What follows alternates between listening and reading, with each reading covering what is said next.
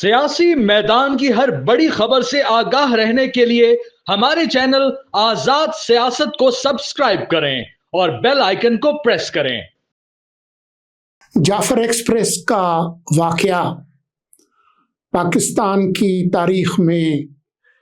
Army public school Peshawar کے واقعے سے ملتا جلتا ہے۔ آرمی پبلک اسکول پشاور پر 16 دسمبر 2014 کو جو حملہ ہوا تھا،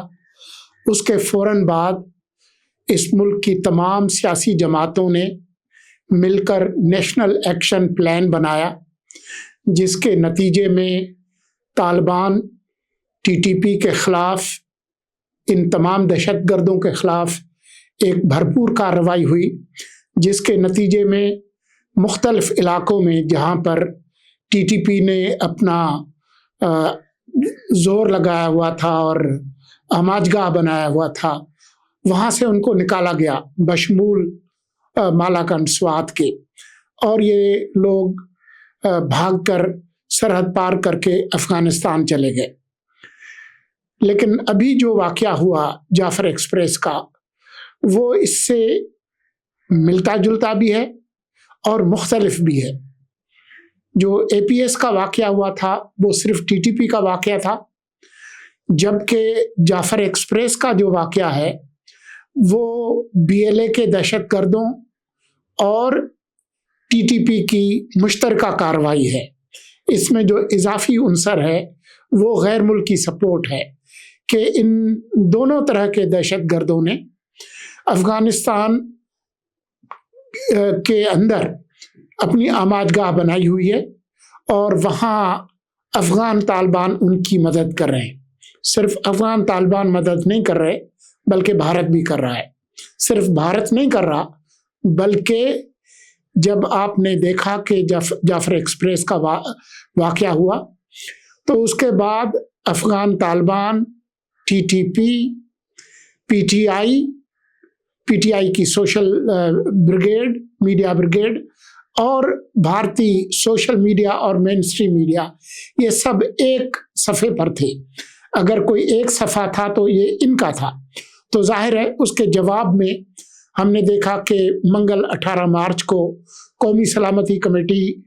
پارلیمان کی اس کا اجلاس بلایا گیا قومی اسمبلی میں کے ایوان پر، جو کہ اسپیکر نے بلایا۔ جب اس طرح کی صورتحال پیدا ہوئی تو پہلے تو پی ٹی آئی کی جو لیڈرشپ تھی انہوں نے اپنے نام بھی دیے، لیکن بعد میں جو پی ٹی آئی کا جو ریاست مخالف جو بیانیہ ہے، اس کے دباؤ کے نتیجے میں ہم نے دیکھا کہ رات گئے انہوں نے ایک نیا مطالبہ ڈالا کہ پہلے ہماری عمران خان سے ملاقات کرائیں ورنہ ہم نہیں آئیں گے۔ تو ظاہر ہے اتنے شارٹ نوٹس پہ، اور وہ بھی بلیک میلنگ والے انداز میں، یہ ممکن نہیں تھا۔ اس کا نتیجہ کیا نکلا؟ اس کا نتیجہ یہ نکلا کہ پی ٹی آئی ماں سوائے وزیر اعلیٰ گنڈا پور کے اس اجلاس سے باہر ہو گئی۔ یہ ایسا مرحلہ ہے جس میں ہم دیکھ رہے ہیں کہ ملک بھر میں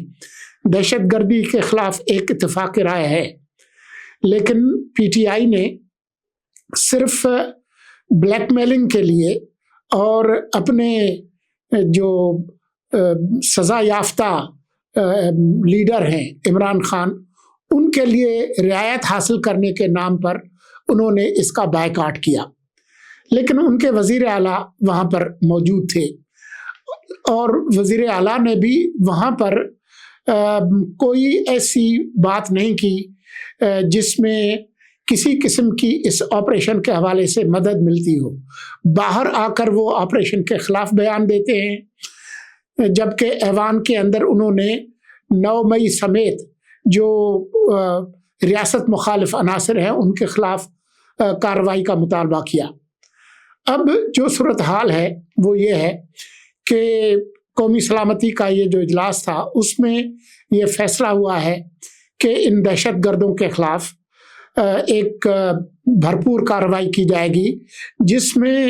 خود سوشل میڈیا اور میڈیا پر جو ان کے حمایتی ہیں، جو کہ ایک طرح سے ان دہشت گردوں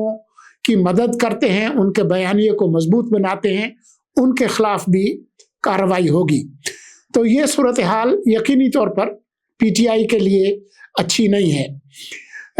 رہی صحیح جو کسر تھی وہ علیمہ خان نے پوری کر دی ہے۔ انہوں نے جے آئی ٹی میں یہ بیان دیا ہے کہ عمران خان کا جو سوشل میڈیا ہے، جو ان کا ٹویٹر اکاؤنٹ ہے، اس کے ٹویٹس وہ اپنے بھائی سے پوچھ کر جبران الیاس کو امریکہ میں بھیجتی ہیں اور وہ وہاں سے کرتے ہیں۔ تو ایک طرح سے انہوں نے اپنے آپ کو اس پورے عمل کا حصے دار بنا دیا ہے۔ اب جو ٹویٹس عمران خان کی ہوئی ہیں، جس میں ریاست مخالف بیانیہ بھی ہے اور دہشت گردوں کی حمایت بھی ہے اور خود پاکستان کے اندر افراتفری پھیلانے کا بیانیہ بھی ہے، تو ایک طرح سے اس کی ذمہ داری بھی لی ہے۔ اب ہم آنے والے دنوں میں دیکھیں گے کہ ان کے خلاف کیا کارروائی ہوتی ہے، لیکن پی ٹی آئی ہر گزرتے دن کے ساتھ اپنے راستے بند کرتی جا رہی ہے۔ یہ ان کے پاس اچھا موقع تھا کہ وہ اپنے آپ کو دہشت گردوں سے الگ کرتے اور اپنے لیے سسٹم کے اندر کسی قسم کی کوئی رعایت حاصل کرتے اور اپنے آپ کو ان مشکلات سے نکالتے، لیکن ایک بار پھر عمران خان اور پوری پی ٹی آئی جو کہ اس خودکش بیانیے کی قیدی ہے، انہوں نے اپنے آپ کے لیے مزید جو مشکلات ہیں وہ پیدا کر دی ہیں۔ ہمیں یہ نہیں بھولنا چاہیے کہ اس پورے عرصے میں پی ٹی آئی نے بہت کوشش کی ہے کہ غیر ملکی دباؤ کو بھی استعمال کیا جائے، اور اس سلسلے میں ان کی جو لابنگ فرمز ہیں اور جو پی ٹی آئی کا اوورسیز اور خاص طور پر امریکہ اور برطانیہ میں جو ان کا چیپٹر ہے، انہوں نے بھاری رقوم خرچ کی۔ بلکہ اسی سلسلے میں ایک غیر ملک کی تعلقات کی ایک فارن افیئرز کمیٹی بنائی گئی تھی 28 جنوری کو، لیکن ہم نے دیکھا کہ ٹرمپ کے آنے سے پہلے جو یہ بغلیں بجا رہے تھے کہ وہ آئیں گے اور ہمیں چھڑائیں گے، تو جو بھی انہوں نے پیسے خرچ کیے، جو لابنگ کی، وہ لگتا ہے کہ سارے پیسے ڈوب گئے، بلکہ وہاں پر ان کے آپس کے اندر جھگڑے شروع ہو گئے اور یہ الزامات کا سلسلہ بھی شروع ہو گیا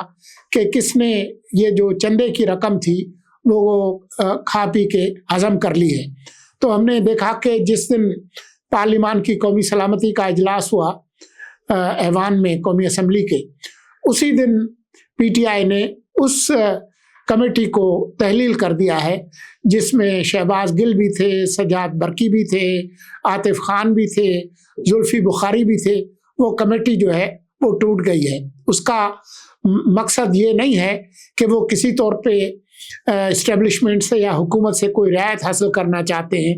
یہ در حقیقت ان کے آپس کے جو جھگڑے ہیں یہ اس کا شاخسانہ ہے۔ آپ کو یاد ہوگا کہ برطانیہ میں بھی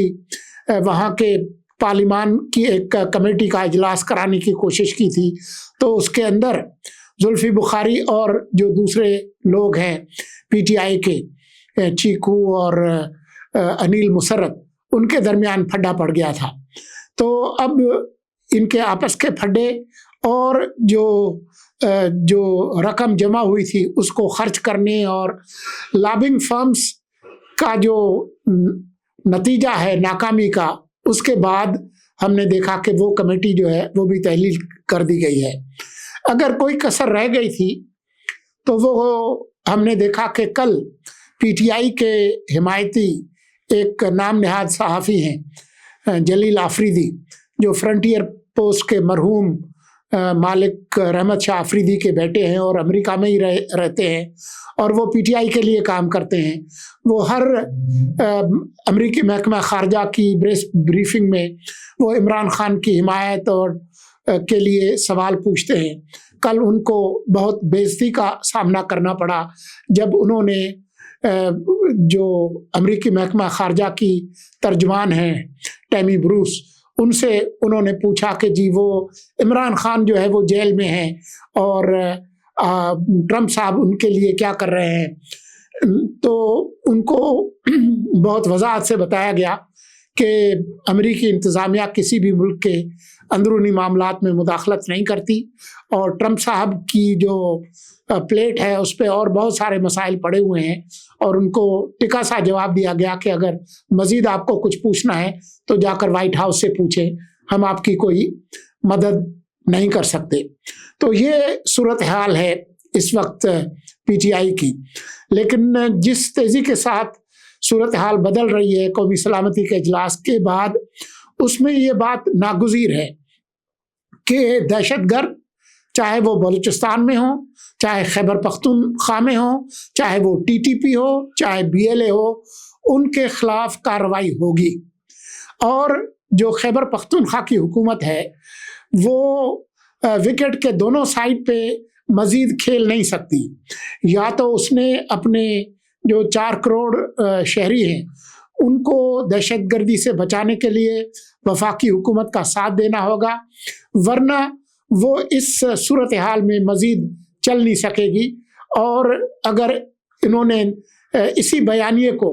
جو دہشت گردوں کی حمایت کا بیانیہ ہے، اس کو جاری رکھا تو پھر وفاقی حکومت کے پاس اور ریاستی اداروں کے پاس اس کے علاوہ اور کوئی حل نہیں ہوگا کہ وہ جو ایمرجنسی پروویژنس ہیں آئین کی، اس کے تحت اس حکومت کو چلتا کریں، گورنر راج نافذ کریں، اور خیبر پختونخوا کی جو سیاسی جماعتیں ہیں ان کے اشتراک سے اس مسئلے کو حل کرنے کی کوشش کریں۔ یہی صورتحال بلوچستان کی ہوگی، جہاں آپ نے دیکھا کہ کل صدر مملکت گئے ہوئے تھے، وہ بھی دوسری سیاسی جماعتوں کے ساتھ رابطہ کرنے کی کوشش کر رہے ہیں۔ لیکن یہ بات آپ ہرگز نہ بھولیں کہ جو دہشت گردی کی حمایت کرنے والے ہیں ان کے خلاف بھی کارروائی ہونا ناگزیر ہے۔ آپ دیکھ بھی رہے ہیں کہ کچھ لوگوں کو پکڑا بھی گیا ہے، لیکن یہ ابھی ابتدا ہے۔ اس میں مزید کارروائی کے امکانات جو ہیں وہ بالکل موجود ہیں اور ان کے خلاف کارروائی ہوگی۔ ساتھ ہی ہم آپ کو یہ بھی بتائیں کہ جو بیانیہ ہے پی ٹی آئی کا طالبان کی حمایت کا، اس کی مزید کوئی پذیرائی نہیں ہوگی، اور آپ دیکھیں گے کہ آنے والے دنوں میں خود عمران خان کے خلاف جو 9 مئی کے جو مقدمات ہیں اس کے حوالے سے پیش رفت ہوگی، اور خود جو فوجی عدالتوں میں جو سویلینس کے معاملات ہیں اس پر بھی آپ کو پیش رفت ہوتی ہوئی نظر آئے گی۔ لیکن میں آپ کو یہ ضرور بتاؤں گا کہ بظاہر ایسا لگتا تھا کہ فیض حمید کا جو معاملہ ہے وہ کہیں سرد خانے میں چلا گیا ہے، در حقیقت ایسا نہیں ہے۔ اس حوالے سے بھی آپ کو عنقریب کچھ پیش رفت سامنے آئے گی، اور ایسا نہیں لگتا کہ صرف فیض حمید رگڑے جائیں گے ان کے خلاف، اور جن لوگوں کے ساتھ مل کر یہ کارروائی کر رہے تھے ان کے خلاف تو کارروائی ہوگی، لیکن اس کے بہت اشارے ہیں کہ یہ سرا عمران خان اور ان کے قریبی رفقا تک جائے گا، جنہوں نے مل کر پاکستان کی فوج کے اندر بغاوت پھیلانے کی کوشش کی اور اسے کمزور کرنے کی کوشش کی۔ اس کا نتیجہ جو ہے وہ آپ عنقریب دیکھیں گے۔ ایسا لگتا ہے کہ عمران خان نے اور ان کے جو قریبی لوگ ہیں انہوں نے سیاسی خودکشی کا فیصلہ کیا ہے، اور وہ تیزی کے ساتھ اس طرف جا رہے ہیں۔ آج کے لیے اتنا ہی۔